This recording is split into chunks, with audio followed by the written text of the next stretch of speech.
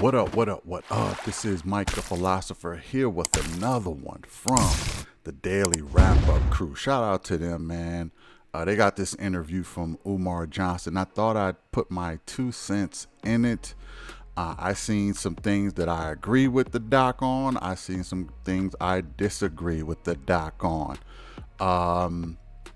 First, let me say this. I really do like Dr. Umar Johnson. I think he's a powerful, influential, and knowledgeable brother. We need more like this dude. I think that he is doing fantastic work. But I don't agree with everything that he said, just like I didn't agree with everything that Kevin Samuels said. But I agree with most of what they said. And funny enough, Umar and Kevin was at odds with each other a little bit, but I still agree with probably about 80% of what both the brothers had to say, because I think the ultimate goal was still the same, and that's to get people together. All that being said, I'm gonna go ahead and put my 2 cents in on this interview. Without further ado, let's go in. Got my good brother right here, who's an advocate, and he says that you can be pro-black and date outside. Impossible. You cannot. Marriage is a business.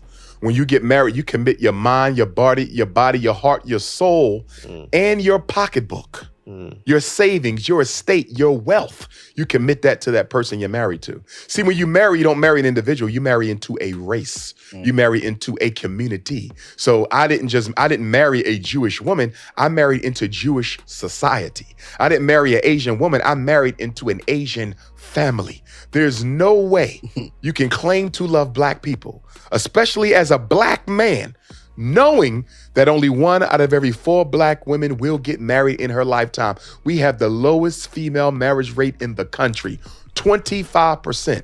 That means 75% of black women will never, ever know what it feels like to be proposed to. Listen, man, we got special guests in the building. We got the Prince of Pan-Africanism, King Kong Consciousness. So y'all know the man. Dr. Umar Johnson. Glad to be here, fellas. Thanks for inviting me. And real quick, can you let the folks know that sleeping under a rock that might not know who you are? Absolutely. Dr. Umar Ifatunde, certified school psychologist, doctor of clinical psychology, founder of the National Independent Black Parent Association, Team Pan-African, the international movement for the independence and protection of African people. I'm probably most known for helping black parents learn how to protect their children from the special education crisis in the ADHD to prison pipeline. Author of 2 books, Psychoacademic Holocaust, The Special Education and ADHD Wars Against Black Boys, as well as Black Parent Advocate, The Art of War, for dealing with America's public and charter schools. I'm also a Pan-Africanist, a Garveyite, and I'm currently putting the finishing touches on the first school in American history to be funded exclusively by the African diaspora, and that is the Frederick Douglass and Marcus Garvey Academy. If all goes well, we'll probably be having our community grand opening during Kwanzaa 2023. Listen, before we get into these topics, you got to make sure we get an invite, man, so we can pull up. Oh, for sure. Before we get into these topics, make sure you hit that like button, subscribe if y'all not already subscribed, join the YouTube membership, man. We got some exclusive behind-the-scenes footage, access to early episodes, and then cop the merch, man, dailyrapupcrew.co, man. Make sure y'all go support. Listen, let me get to this first. I ain't got no shirt for me. Oh, definitely do. We definitely got definitely do. You know what I'm 2XL, don't give me no bra. I told you. See, Yeah, you did. I did. You know what I'm saying? Appreciate it. Listen, get into this first topic, right? I know you're very big with the Pan-African community. What is your ultimate goal that you have in mind for the overall Pan-African community? Great question. The vision, the mission, the goal of Pan-Africanism is to unite all African people globally into one unified and organized system through which we can protect ourselves politically, economically, socially, culturally, spiritually, academically, so forth and so on. So unity is the foundation and independence is the elevation. That's the goal of Pan-Africanism, to make sure African people are not dependent upon members of other races in order to protect our lifestyle, our culture, and most of all, the destiny of our children. Do for self is the heart and soul of Pan-Africanism. So when we win, we will be in charge of our lives. We will control the banks. We will control the hospitals. We will control the criminal justice system. We will control the economy. We basically want a parallel world that is under our authority, because whoever controls your institutions controls your life. Got you. So the big word that I heard was, unity, right?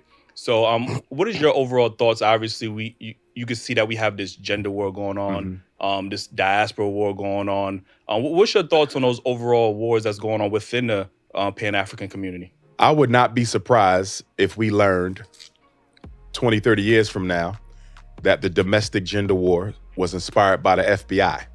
Just as the FBI gave birth to COINTELPRO back in the 70s and 60s to disrupt and destroy the credibility and success of Black liberation movements, I could very well see where COINTELPRO or something similar to it could have also been invented to turn the Black woman against the Black man and the Black man against the Black woman. If you look at this, it looks just like COINTELPRO, except it's not Stokely Carmichael fighting Huey P. Newton. It's not Dr. King, and Malcolm having differences. You understand? It's you and your baby's mother having differences. It's you and your fiance having differences. It's you and your wife having differences. And the family is an institution, no different than SNCC, no different than CORE, no different than the Panthers, no different than the Garvey movement, no different than the Freedom Riders. So I'm keeping an eye on it, but I really do believe that at some point we're going to find out that the U.S. government had a hand in the gender wars. And the system is not designed for Black people to succeed. And this is how they get us.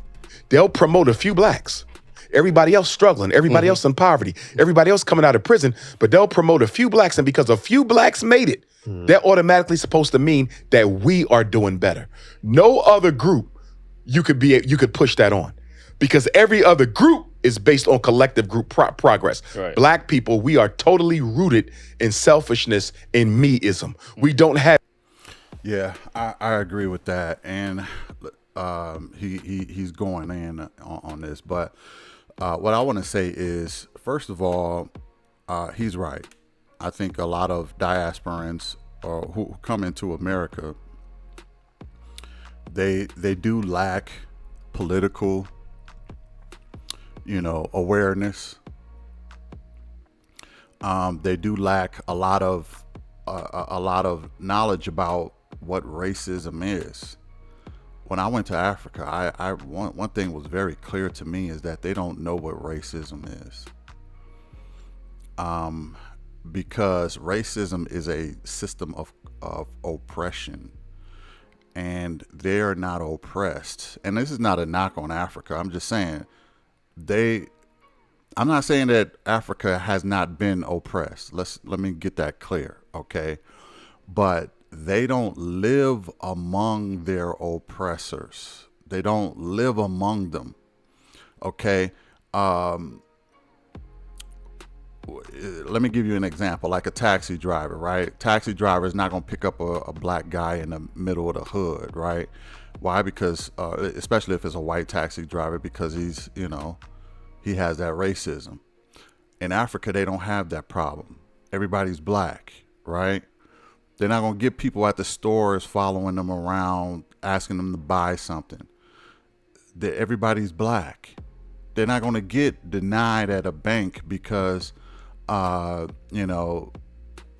got a white bank loan officer or whatever, because everybody is Black. They're not going to get miseducated by the system or, by schools. Why? Because the teachers are Black. It is a different situation, different scenario. Everybody there wants you to win. Everybody in America do not want you to win at all. So when people come here and they say, oh, well, y'all, I can, now some people do come here, they become successful, but success is not individualized. I don't really consider success individualized. You have to be successful amongst your community. You have to uplift your community. Anybody can hit the lottery, right? But another thing I will find, though, is that a lot of times foreigners or Black foreigners who come into America, they don't have the mental baggage. They don't have the life lessons, so they don't come into it with preconceived notions like current black people or African Americans do. We know the game, so it's like this. If you know the game and you know that the person, if you playing Monopoly, right, and you know the person who holds the bank, the money, you know they're a cheater, okay? They got the dice are, loaded. They cheating, they keep stealing money for themselves. You know the game is rigged. You're not going to put in the effort to try to win this game. Okay, you just not. Because you like, I don't care how, it's like being at a casino. I don't care how much I make a couple wins. I know at the end of the day, the house is going to win. Okay, the house is going to win, and I'm gonna lose everything. But black foreigners who come into America, they don't have that mentality. They go into it and they'll get some success. They'll get their education. They'll get a good job, and they'll make good money, and they'll vote Republican, and they'll do all of that stuff. But eventually they'll get that wake up call. You know what I mean? That Negro wake up call. They'll get arrested for something, or they'll go to jail, they get profiled, or they'll join the Republican Party and the Republican Party will shun them or something, or their white wife will divorce them, or white husband will divorce them, whatever. So I pretty much agree with Doc on this. Let's go back in. Have weism like the Latinos, or weism like the Asians, or weism like the Anglo-Saxons, or weism like the European Jews. We have meism. And as long as we have meism, a few successful blacks automatically means y'all all must do better. Like I think I saw Jay-Z do an interview one time and they said, well, what have you done for black people? And he said something to the effect, and I don't want to misquote him, I'm paraphrasing. He said something like, me just being who I am is enough for black people? Is enough for black people. Okay. Most ridiculous, arrogant, ignorant statement I ever heard. But that's what black millionaires and billionaires feel. Because I've made... Here's another thing real quick. He said we have meism. Everybody else has weism. Well, here's the thought I have about that. If you are a crab and you're in the bucket, right? You're going to be thinking about how in the do I get out of this bucket? You're not going to be thinking about how can we all get out of this bucket. It's easy to think of oneself as a we when you are not in the bucket. You're roaming around. As a crab, you're all in the ocean together. So you can think of a we. We're all family. I would argue that any group that is in that bucket is going to have meism because it's a form of survival. It's a survival instinct. If you feel like you're drowning, and if you feel like you can't get out, you're going to be cooked pretty much. You're going to be thinking about how can I, and I'm not saying he's wrong. We do have meism, but the reason we have meism is because everybody's in that bucket and everybody is trying to get out. And once we get out, we think, oh man, it's nice up here. I can't help all y'all down there. I'm just glad I got out. You know what I mean? And that's the part we gotta correct. I'm not even mad at the meism. I'm mad at I'm not gonna help the rest of y'all get out. I'm maybe because people don't even know how they got out, and they'd be like, oh man, I was lucky, I got out. But we gotta change that. All the people who made it out, you gotta come back and reach down and grab somebody else and help them out, man. It's just that's the part that's the most disappointing to me. It ain't even that we have the meism, it's that we don't have the go back and help the rest of us ism. That's what I don't like. It, I'm a benefit to my race. And it's that same ridiculous black bourgeoisie illogical thinking that ushered Barack Obama into the White House, who did nothing for black people but steal everything we worked for and give it to the gays, the immigrants, the Latinos, and white women. A lot of people don't, right? So, how should reparations be paid? And, why do you think that, because there was a poll recently where they asked, non-black, Americans or just non-black people if black people deserve reparations, and overwhelmingly they said no. So why do you think that non-black people said these are non-black people? Non-black people. Why do you think they don't think that black Americans deserve reparations? And how would you go about giving reparations to black Americans? Good question. First of all, why does the opinion of an Asian matter at all? Facts. You are not an enslaver. You are not an enslaved. You understand me? What does the opinion of someone who had nothing to do with my tragedy, why does their opinion even matter? I'll tell you why it matters. America wants to create this illusion of a multicultural society where race don't matter. And America knows, because everybody wants to be here so badly, they don't have a problem shitting on black people to improve their relationship with the white power structure. So if you ask the Asian, do black people deserve reparations? Of course not. You ask the Arab, do black people deserve reparations? Of course not. You ask the European Jew, who got reparations? Do black people deserve reparations? Of course not. But we should not be surprised. If I don't value black life, why the hell would I care about you receiving compensation for unpaid labor, damages, and harm? They don't value African life. So of course they don't give a damn about you getting no reparations. You understand me? Right. Because they're not approaching this question from an issue of justice or perspective of justice or equality.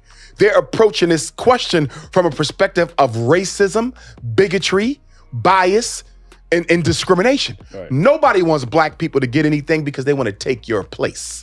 You understand me? The Asian don't want you doing better than them in America. You understand? The Arab don't want you doing better than them in America. The European Jew don't want you doing better than them in America. I would even say the European don't want you doing better than them in America. Everybody remembers Tulsa, okay? Black Wall Street. Everybody remembers what happened to that. He's going to say the Latinos, they don't want blacks doing better than them in America, and he's right about this. And nobody really wants to see black people made whole. Why? Because first of all, nobody really cares, and second of all, part of their self-esteem is that they're in a better position than black people. We have a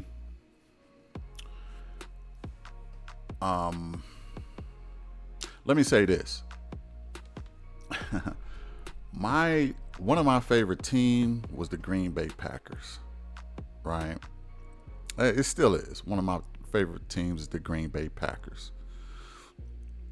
One thing I could really say is I was very comfortable as a Green Bay Packer. Why? Fan, because I always knew we were going to be at the top and the Lions was going to be at the bottom. Okay? One thing I didn't have to worry about is the Lions or the Bears giving us problems. Okay? We're going to make the playoffs with no problem. Okay, I didn't want to see the Lions or the Bears doing good. I didn't want to see them doing good. Why would I want to see them doing good? I don't care about their team. I don't care about the problems in their drafts and their trades. I don't care. All I care about is my team, the Green Bay Packers, making it to the playoffs and possibly going to the Super Bowl. Some will say I'm no different than, white people or any other race. It's all the same. It's all the same. It's all the same. Can't really expect other people to care about your issues or your problems.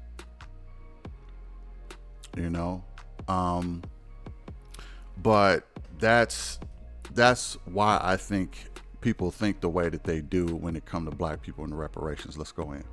Latinos don't want you doing better than them in America. So of course, if somebody put a microphone in their mouth and say, should black people get something that you're not going to get, why would they say yes? They prefer us to be a punching bag. Absolutely. And my question is, it's none of your business. All right. This is an issue between black people and white people. What the Chinese man thinks is irrelevant. What the Latino thinks is irrelevant. What the European Jew thinks is irrelevant. What the Arab thinks is irrelevant. You're not the enslaved or the enslaver. Who the hell cares what you think about it? But because we're so multicultural, the power structure can use those non-black opinions against us because they can say, since you see the Latino as your brother and sister, since you see the Arab as your brother and sister, and we are all Americans, because black people love that Americanism, which is another reason why we're not going to get reparations, because the white man knows you would rather be an American and get reparations. If you got to choose between the two, most black people want that red, white, and blue flag more than anything else, right?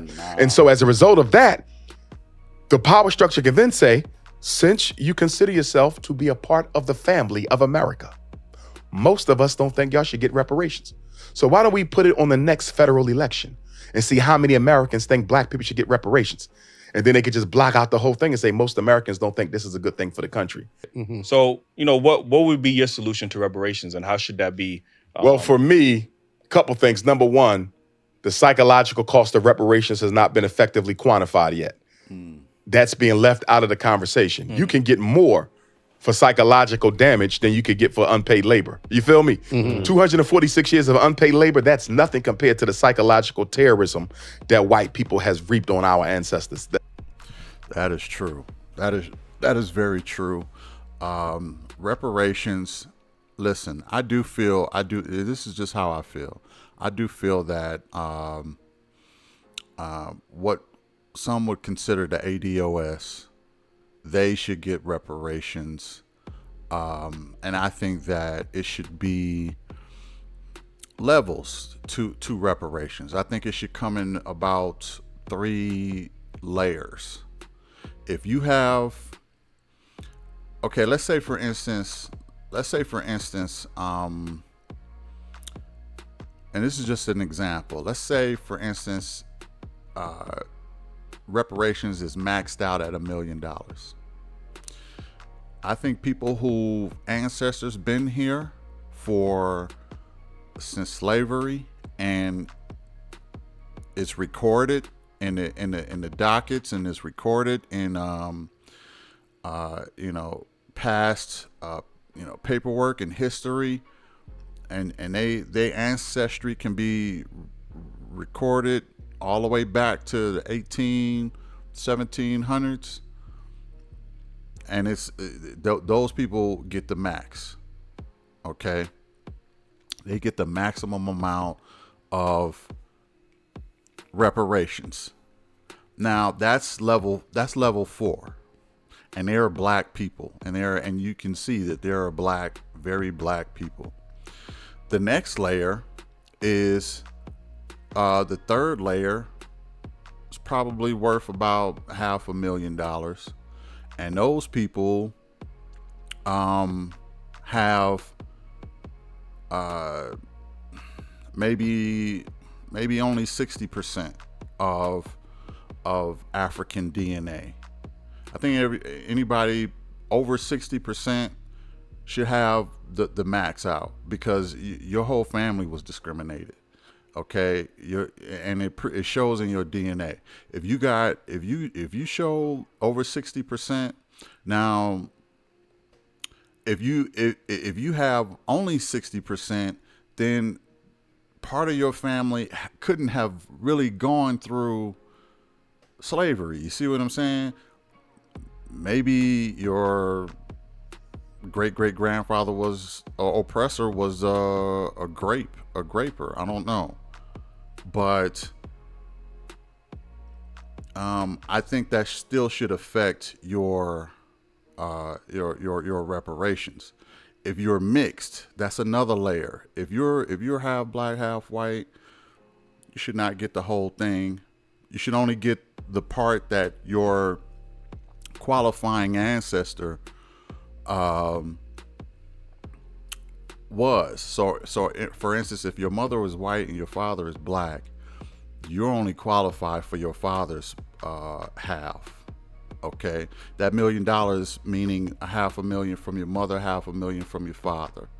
So if you're the product of slavery and from people coming from both your mother and your father's side, that will equal up to $1 million. But the max for each parent is $500,000. Well, if your mother is white, then that disqualifies you from the mother's side. You can only collect $500,000 from your father's side because his family did come.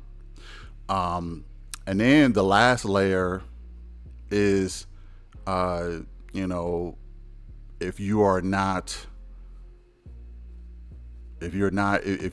like a diaspora, if you're like continental African or a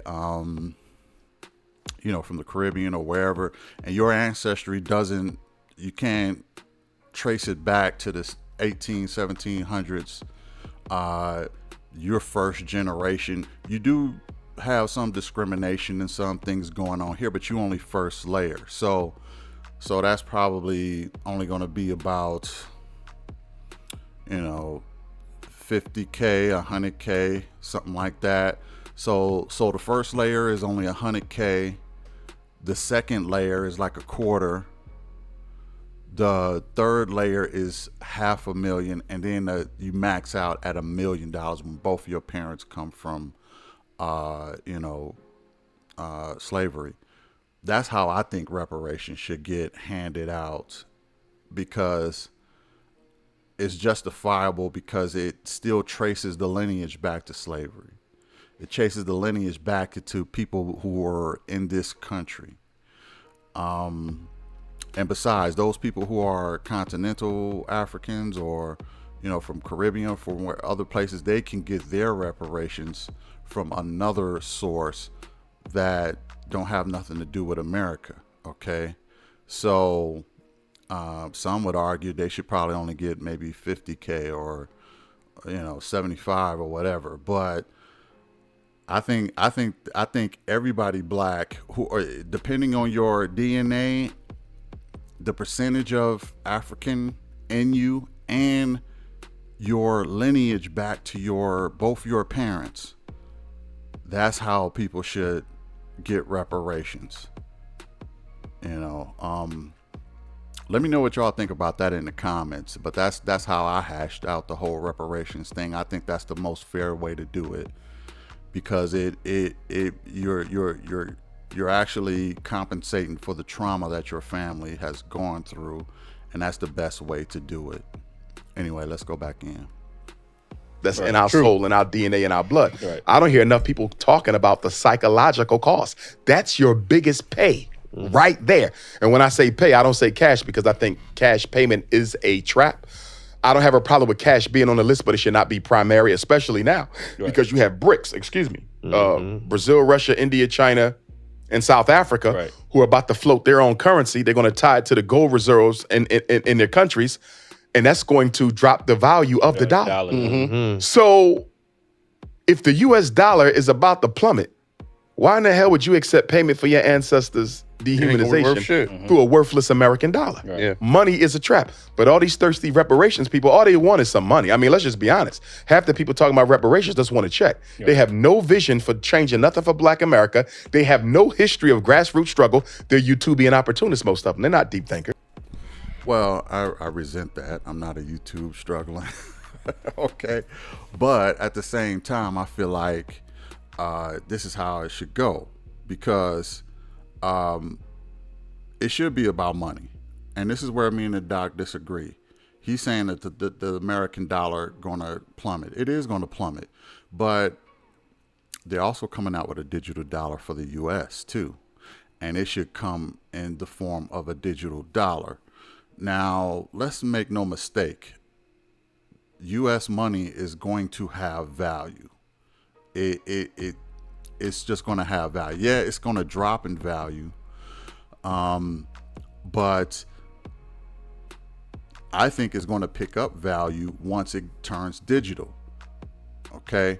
Now, this paper stuff, because it can be printed, yeah, it's fiat. It's going to stay fiat. But once they start making this digital dollar, this digital dollar is going to hold its value because they said they were going to tie it to gold also. So with that being said, the digital dollar is going to be worth more than the fiat dollar.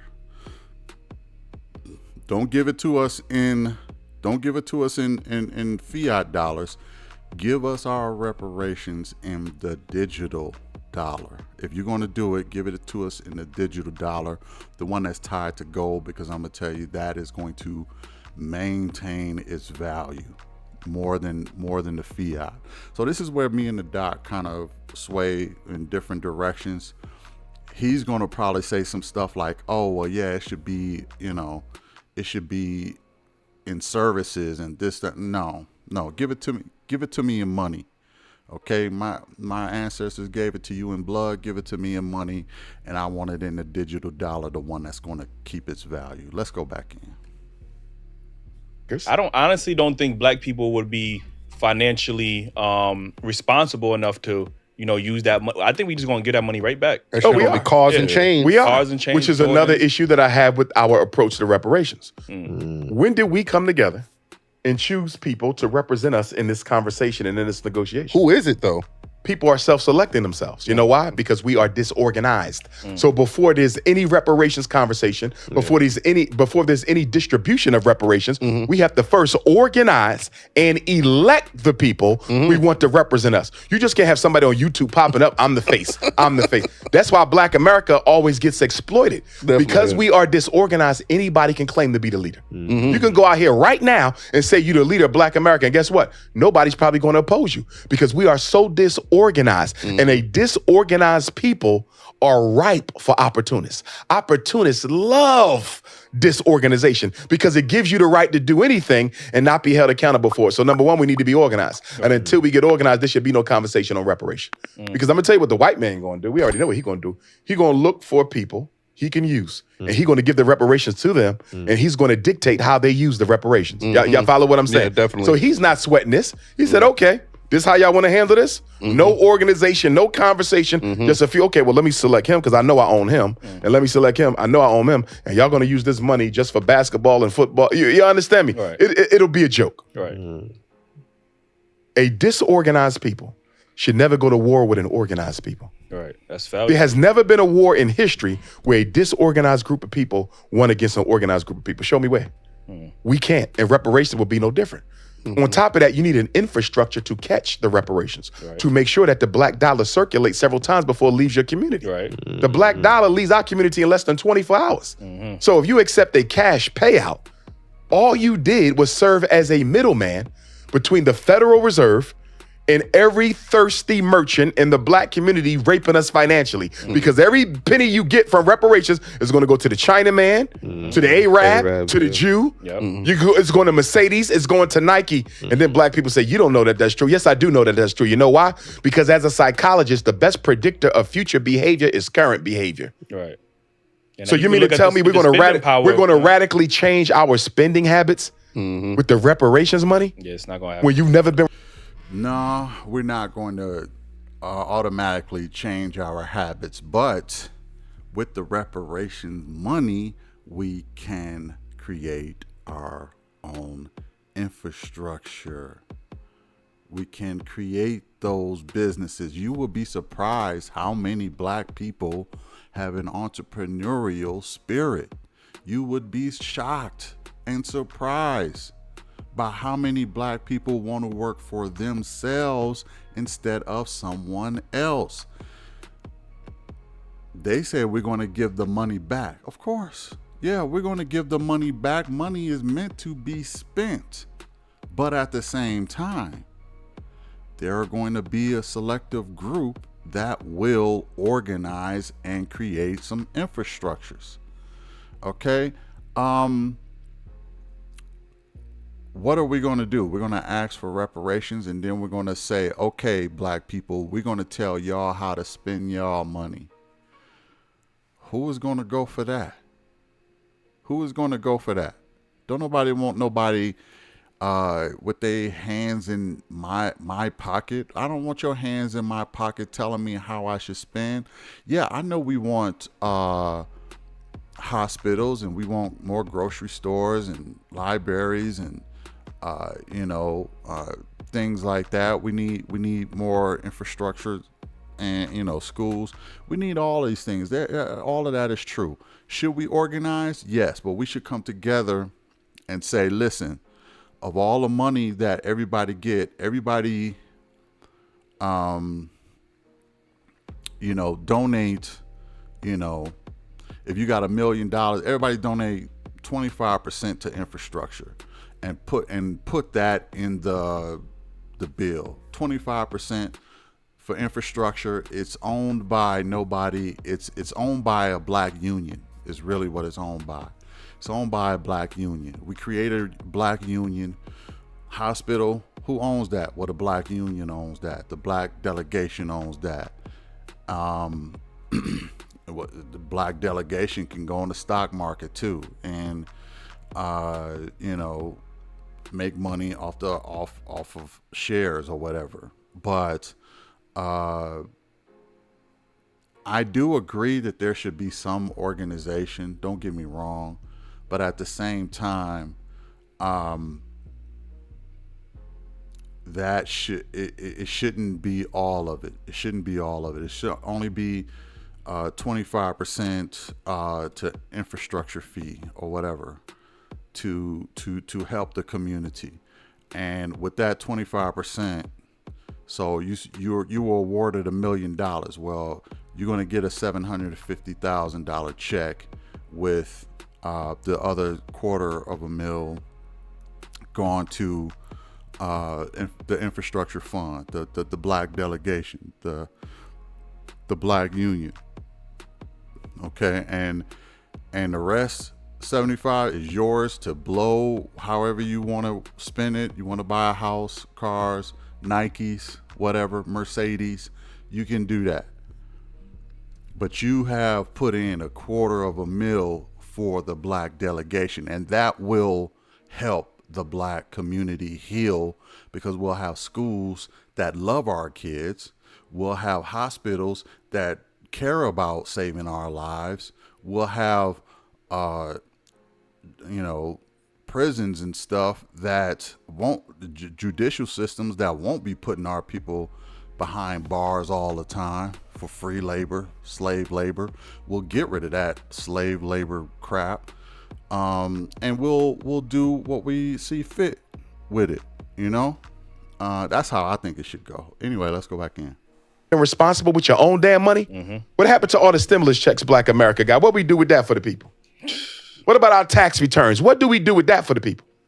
What have we done since Dr. King's murder 55 years ago, financially and collectively, to transform our reality? Nothing at all. And that's why I've said I do not believe that the current generation of African people should be responsible for the dissemination or discussion over reparations, because we haven't done anything worthwhile that will entitle us to that type of responsibility, right? So we should get our land back. All the land that was confiscated from African people between the end of slavery and the end of Reconstruction. You're talking about tens of thousands of acres. All the land got to come back. All of the inventions that Black people invented, everything from the gas mask to the stoplight, refrigerated truck, the golf tee, the ironing board, all of that reverts back to us as a permanent patent. And whenever you use it, we got to license it to you. We get paid for it. Black music, all Black music, only Black people. One of the biggest reparations settlements we can have. Only Black people can own, sell, publish, promote, or perform Black music. That's big, right? That's Black music is one of America's top exports. Right. This country makes more money off selling Black talent than almost anything else she sells. If we owned Michael Jackson's catalog, Sam Cooke's catalog, the Beatles catalog, think about that. Prince catalog. Prince catalog, all of them. We have enough money to build a Black Wall Street in every city. We got to get the music. Any reparations package that does not give us exclusive control of our music, as far as I'm concerned, is a loss. Because Black music is too powerful, too globally influential, and brings in too much revenue for us not to control the music. Are you referring to like the past music or current? Past and present. Yeah, I'm not necessarily mad at that. I would agree with that. But that's not going to happen. It's just not going to happen. You got companies who pay millions of dollars for the likes of Prince catalog, Michael Jackson catalog, Tina Turner just passed away, her catalog. You're not going to have people just give these catalog here, black people, because you're black. We're going to have to pay for those catalogs. So that can go in the Black Union Fund, and we would have to buy those things back and then create a law to say from this point forward, this is the rule. It's going to be owned by the black delegation. We could say that, but they're not going to just hand that to us. We're going to have to buy that back. And we're going to have to buy it back with the Black Union dollars, okay? The Black Union dollars, I think 25% of that, some may even say 50%. And I wouldn't necessarily be opposed to that. So if you awarded $1 million, you get $500,000. And the Black Union gets the other half. That seemed a little steep, though. I would say 25%. So you give $250,000 to the Black Union, they still could end up with trillions of dollars. And if that is the case, then you're talking about being able to buy back catalogs, being able to buy infrastructure and things like that. You'll still have a lot of money to do a lot of stuff with. So I think it still should stay with 25%. But that is the part that we are missing, is that Black Union and that black delegation to do the business side of black people for black people. Let's go back in. Past and present. Yeah. In other words, Sony Records, Warner Brothers, Universal, you've made billions of dollars off those catalogs. Pass them on over now. Do you feel me? Yeah. They've made more than enough money off of our deceased artists. Right. You understand me? More than their families made. It's time to revert them on back. What you think? And we can't let nobody trivialize that, because this is how you going to just take it back. The same way white people went into Palestine and took land from the Palestinians and gave the Israelis, the European Jews, a country of their own. But that go back to the war thing. Like they shed blood for that. They went over there with organized, you know what I mean, and was able to assert But that was an act of the global white power structure. The European Right. Jews themselves didn't go over there and wage war. Okay. The U.S. and Britain, they did that. And the reason they did that is they wanted to have a satellite country amongst the Middle Eastern nations that they could use as a spy in a military base in case they need to go to war with Iran or Iraq. In other words, it benefited America and the UK to have Israel right here amongst the Arabs. So if we need to go to war, we can launch from right here. They was looking out for themselves, really. Always. You see.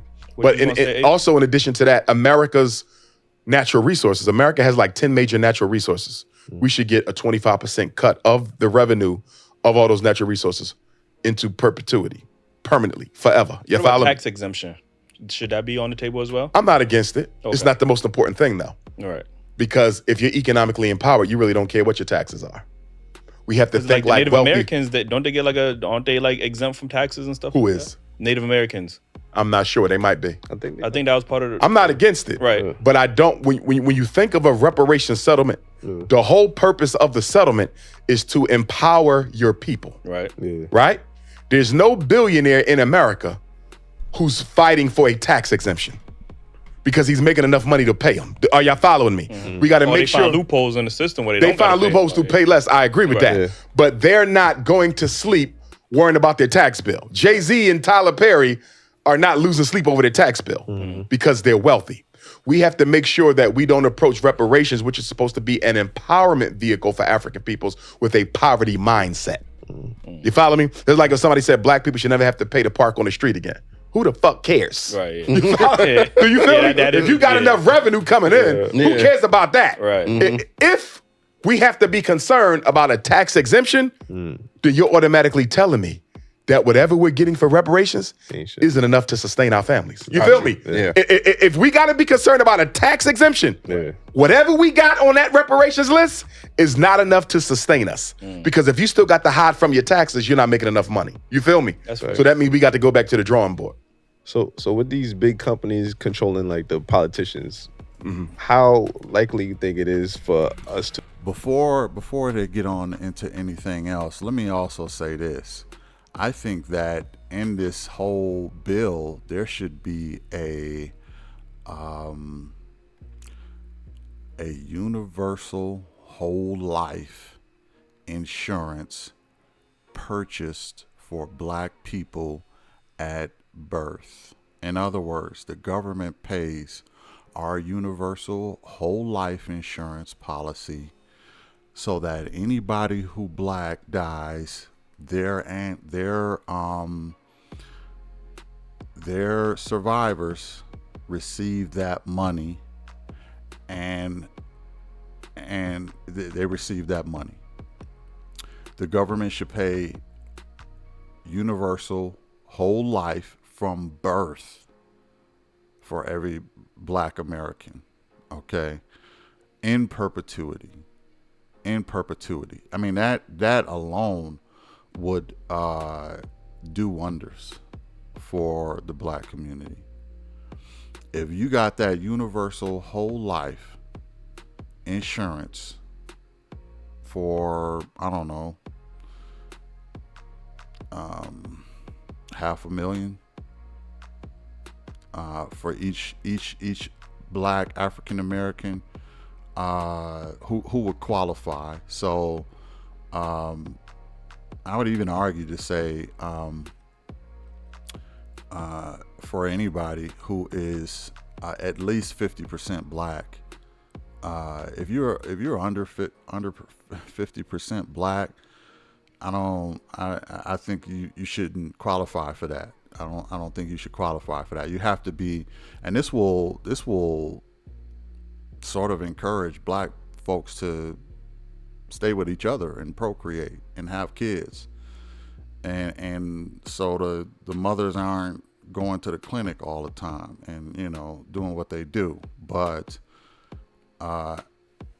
it will solve a couple of problems actually. So I think that should be part of the package, universal whole life. Let me know what y'all think about that idea.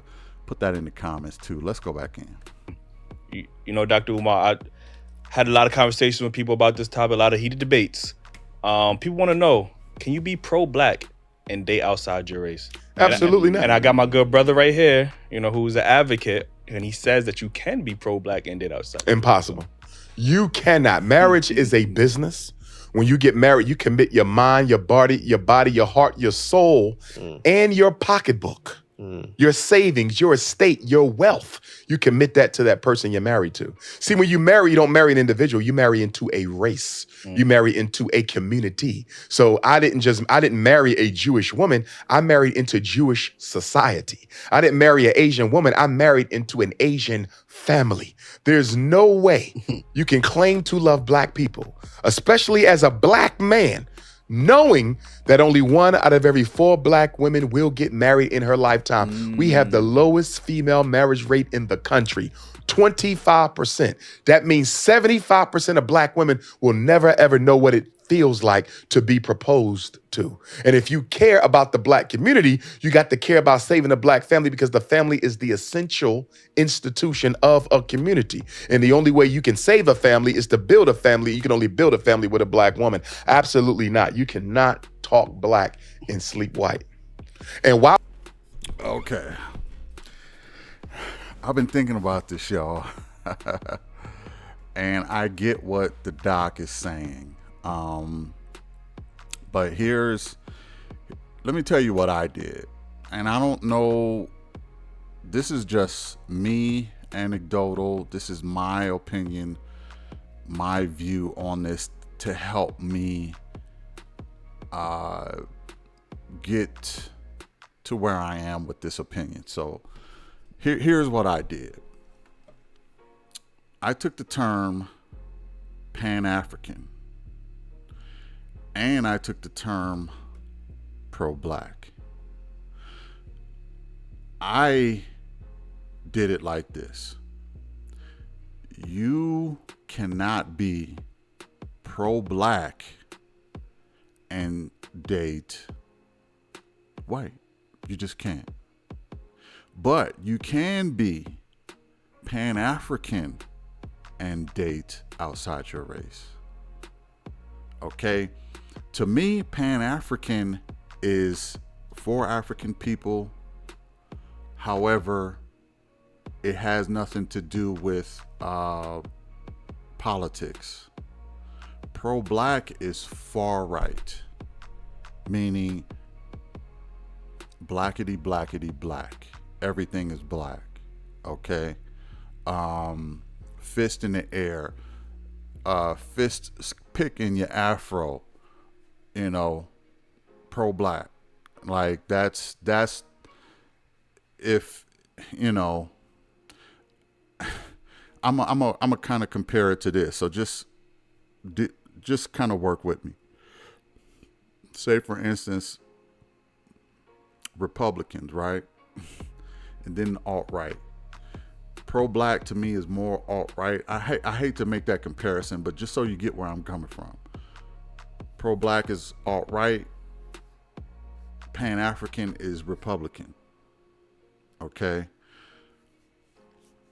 I strongly believe that men like Harry Belafonte and Sidney Poitier, they were Pan-African, but they were not pro-black.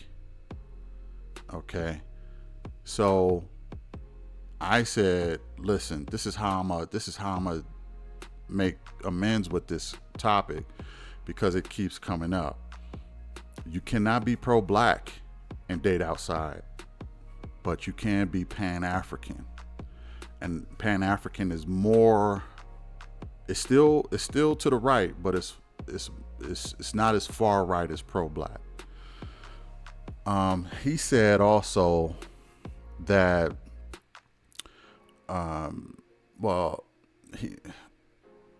else did he say? He said that you can't do that. Now, first of all, let me ask y'all, what do y'all think about what I just said? Do you agree Pan-African is different than pro-black and they both, or do most people consider those things the same?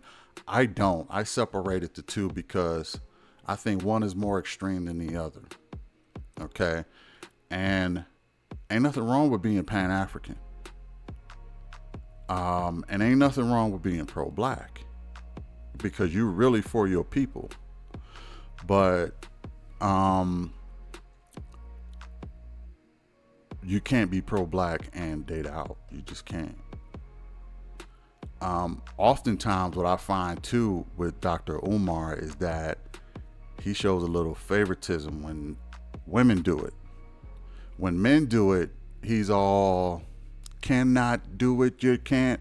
All these women, they ain't go. 75% won't see a man, and which is false, by the way, because black women probably are proposed to just as much as anybody else. The problem is they turn it down. They don't want to be married. This ain't a problem for the black men. This is a problem for the black women. If they even consider it a problem, some may not even consider it a problem. They don't want to be married. And when they do want to be married, it's out of their prime. It just is what it is. You can't put this on the man. You can't, black women are no less beautiful than any other woman. But the issue is less of them want to be married than other women. Who is to blame for that? Some would say nobody. If they don't want to be married, they don't want to be married. Is it the black men's fault? No.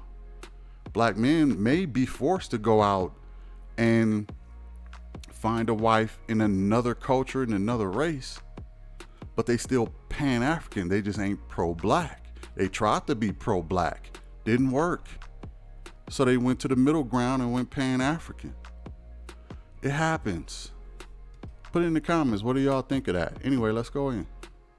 How would the original man want a member of the race that enslaved and dehumanized you to carry your seed? Why would I, after the rape and the lynching and the slavery and the Willie Lynch and the Jim Crow and the police brutality and the economic apartheid We need and some the answers, Ace. gentrification and the AIDS and the Ebola, the West Nile, the COVID, the genetics, the eugenics, why would I want to take my original seed, God's seed, and put it in a cave-dwelling organism? Why would I want to do that? Go ahead. Yeah, we need to hear you, brother. The mic is yours, Ace. I want to incubate my son, my daughter, in the womb of the people who have destroyed my people in this world. Now, let me. Makes all the sense in the world. If I'm being honest, it makes all the sense in the world. I see what he's saying. I mean, why would you want to procreate with the oppressor's people? But at the same time, it's groupthink over individual think, really. And sometimes you don't see the group, so you think individually. And you say, look, Becky is making me happy. I can't think of the group right now. I got to think of myself, because Tawana, she wasn't thinking about the group. She wasn't. If Tawana was thinking more about the group, we would be married by now. I proposed to Tawana. She turned me down. Now I gotta find a wife. I gotta procreate. Becky, she's down. What do I do with that? Do I say no to Becky and give it another shot to Tanisha? Well, Tanisha don't want to get married. She never wanted to get married. Tawana wanted to, but she turned me down. Tanisha, she never wanted to get married. And Lucretia, she into white boys. She ain't into brothers. I'm running out of options, Doc. I'm running out of options. Now the doc is going to say, well, go to the Caribbean. Go to Africa. There's some there. I agree with that. But a lot of brothers can't make that move over there. That ain't an easy flip. That ain't an easy thing. Culturally, you're different. You clash. And you got to get over there. Or she got to get over here. And they don't make it very easy for Africans to get over in America. So you got to get over there. And even if you get over there, who's to say it's going to work out? It's much easier for me to find happiness wherever I'm at. But let's hear what they got to say. Me say first, when I made this argument, I wasn't necessarily talking about white women, obviously. I mean, there's other races out there. But And they hate you just as much. but what I'm saying, all right, so you said yourself earlier that there are black people among us that are not for us. True. So with that being said, there are people of other races that are more for us than there are our people. Describe for us, please. When you go to protests for black rights and police brutality and stuff, and you see other races that are out there and there are black people that would never be caught out there. I mean, Okay. So because an I'm just all right, go ahead. or a Caucasian showed up for a George Floyd march, Right. that means they give a shit about black people. I'm just saying. Let me ask you this. According to the Pew Research, they said 1 in 5 protesters during the George Floyd protest was black. Okay. 4 out of 5 were non-black. Right. At least 3 out of the 4 were white. So the George Floyd protests were mostly white people. Okay. If white people care that much about black ain't no folks, changes. why didn't that woman who got Emmett Till murdered, why was she never arrested?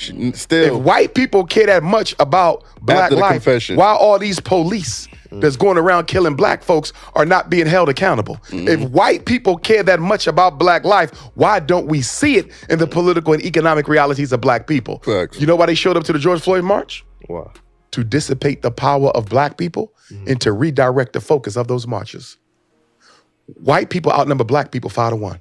So if you let them in, they automatically take control by virtue of their numbers and redirect it.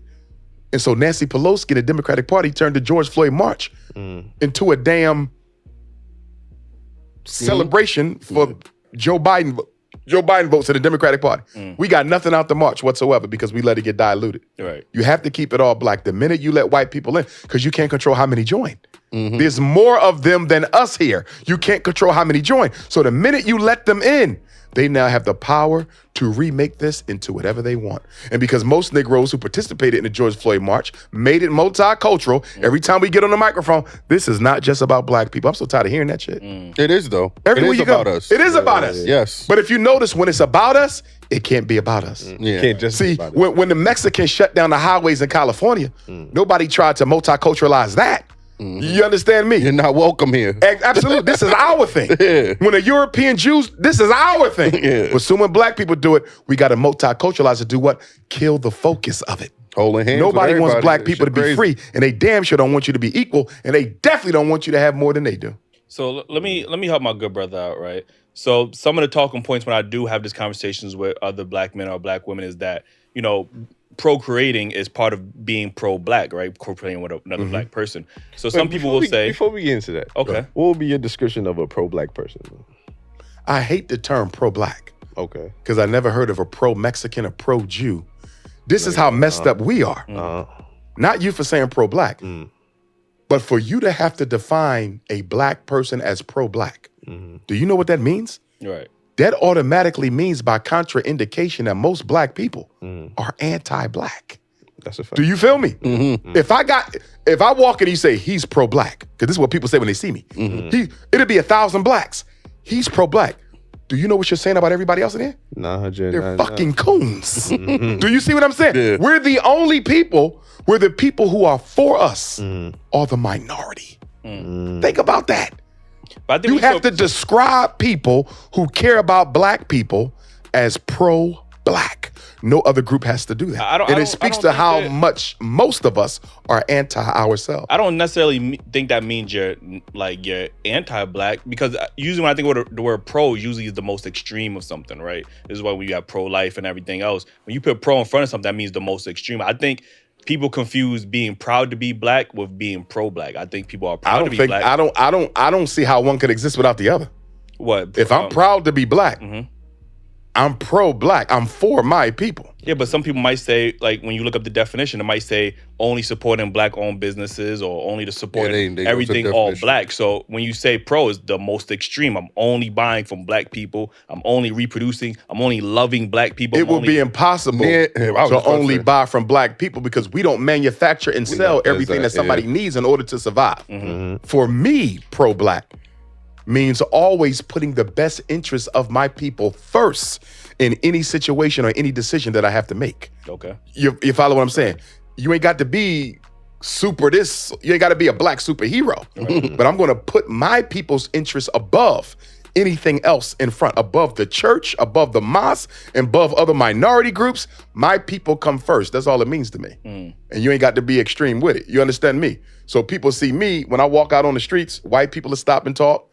Arabs will stop and talk. I got people who follow my work of every race, and I will respect them as human beings. But when it comes to the struggle, none of your interests matter before my own people. And there you have it, man. First installment of Doc Umar. Okay. Let me know what y'all think about this. I'll be interested to know. You don't have to be black to comment. If you're of another race, let me know what you think too. You know, I really would like to see what people think about this. Hit the like, okay? Share and subscribe buttons, okay? I would appreciate that as well. I will catch you in the next one. Peace.